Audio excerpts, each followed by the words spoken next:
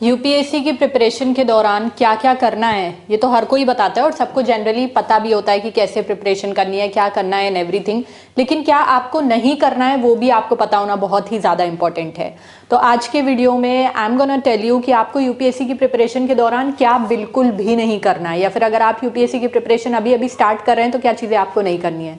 तो चलो वीडियो को स्टार्ट करते हैं। पहली बात तो बहुत बार ऐसा देखा गया है ना कि जब हम यूपीएससी की प्रिपरेशन करने स्टार्ट करते हैं तो हम भी और हमारे घर वाले भी बहुत शो ऑफ कर देते हैं कि हमारा लड़का, हमारी लड़की या हम तो यूपीएससी की प्रिपरेशन करने जा रहे हैं, ये कोचिंग में एडमिशन ले लिया है कि नहीं। तो पहली बात तो जब आप यूपीएससी की प्रिपरेशन करने स्टार्ट करें तो आप ये ढिंडोरा पीट पीट के ना बताएं किसी को, और अपने घर वालों से भी मना कर दें कि वो भी किसी में ये चीज़, जो आपके क्लोज फ्रेंड्स हैं अगर आप चाहें तो सिर्फ उन्हीं को बताएं, रिलेटिव वगैरह को भी बताने की कोई ज़रूरत नहीं है। क्योंकि इससे क्या होता है ना, जब आप ढिंडोरा पीट पीट के सब में ये शो ऑफ कर देते हो कि मैं तो यूपीएससी की प्रिपरेशन कर रहा हूँ, या आपके घर वाले ये शो ऑफ कर देते हैं कि हमारा लड़का या लड़की तो यूपीएससी की प्रिपरेशन कर लेते, तो लोगों का प्रेशर, अनसेट प्रेशर बाद में आपके ऊपर आने लगता है। और अगर एक दो अटेम्प्ट अगर आपके हो गए और नहीं क्लियर हुआ तो लोग बहुत ताने भी मारने लगते हैं। उसकी वजह से होता होगा बहुत लोगों को ये चीज़ मोटिवेशन लगती होगी, लेकिन ज़्यादातर लोगों को ये प्रेशर लगता है, अच्छा नहीं लगता है, वो चीज़ काफ़ी डिमोटिवेटिंग भी होती है। और एक तो यूपीएससी का प्रेशर ऑलरेडी है, और अगर लोगों का प्रेशर, रिलेटिव का प्रेशर होने लगा तो फिर ये काफ़ी डिफिकल्ट हो जाता है। तो वो कहते हैं ना कि work hard in silence, let your success make some noise.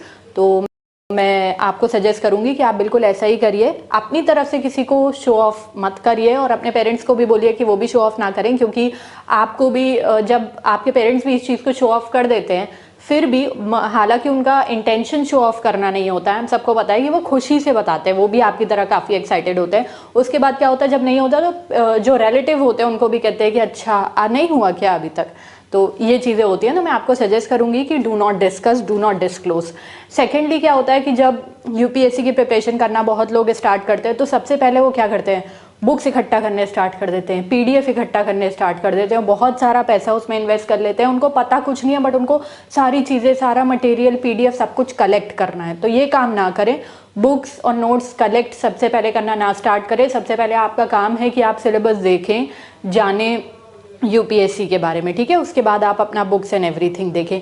तीसरी चीज़ क्या होती है कि जब हम यूपीएससी की प्रिपरेशन करने स्टार्ट होते हैं तो बहुत ओवर एक्साइटेड होते हैं, बहुत जोश आता है हमें, तो हम क्या कर लेते हैं, कुछ वेग सा टाइम टेबल बना लेते हैं, बहुत एम्बिशियस होके कुछ ऐसा टाइम टेबल बना लेते हैं जैसे हम फॉलो नहीं कर पाते। जैसे अब से मैं 20 घंटे पढ़ूंगा या अब से मैं 15 घंटे पढ़ूंगी, तो अगर वो होता है तो ये जो टाइम टेबल होते हैं, वेग टाइप के जो टाइम टेबल होते हैं, बहुत ज़्यादा दिनों तक फॉलो नहीं किए जा सकते। तो आप एम्बिशियस हो, अच्छी बात है, लेकिन आपको ये ध्यान रखें कि जब आप अपना टाइम टेबल बना रहे हैं तो वो प्रैक्टिकल होना चाहिए।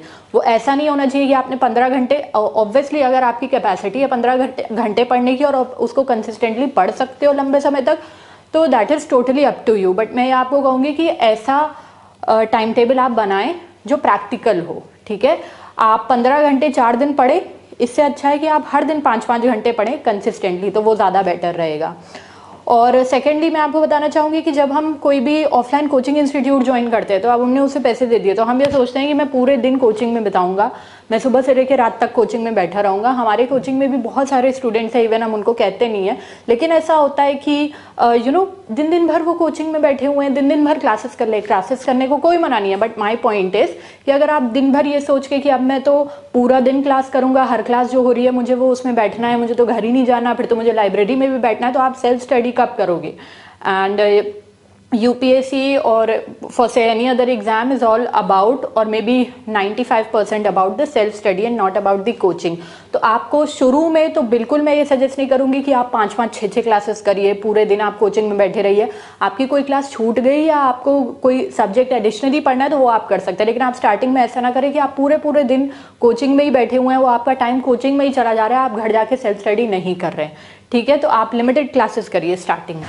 बहुत बार ऐसा होता है कि यूपीएससी की जब कोई प्रिपरेशन स्टार्ट करते हैं तो डायरेक्टली स्टैंडर्ड बुक्स पढ़ना स्टार्ट कर देते हैं। तो आप डायरेक्टली स्टैंडर्ड बुक्स ना पढ़ें, आई वुड सजेस्ट यू कि आप एनसीईआरटी से अपनी प्रिपरेशन स्टार्ट करें। लास्ट पॉइंट मैं आपको ये कहना चाहूँगी कि जब आप यूपीएससी के लिए प्रिपेयर करना स्टार्ट करें तो आप पूरी हार्डवर्क, डिटर्मिनेशन से करें। आप ये मत सोचें कि ठीक है यार कभी ना कभी तो हो जाएगा, 5-6 साल में तो हो जाएगा।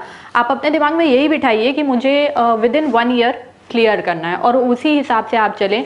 और जब अगर आप नॉर्मल किसी सिचुएशन में हैं, फैमिली प्रेशर नहीं है, कोई फाइनेंशियल आपको दिक्कत नहीं है, तो अपने दिमाग में आप सिर्फ एक ही टारगेट लेके चलिए, यूपीएससी। कोई भी प्लान बी लेके आप ना चले कि ठीक है प्रिपेयर करके देखते हैं, नहीं हुआ यूपीएससी तो कुछ और कर लेंगे, ऐसा मत करिए। क्योंकि मुझे ऐसा लगता है कि, और ये काफ़ी सच भी है, कि अगर आपके दिमाग में प्लान बी होता है तो आपके प्लान ए के सक्सेसफुल होने के चांसेस बहुत कम हो जाते हैं, क्योंकि आप लीनियंट हो जाते हो, आप बहुत कंफर्टेबल हो जाते हो, आपको लगता है कि ठीक है ये नहीं हुआ तो ये तो हो ही जाएगा।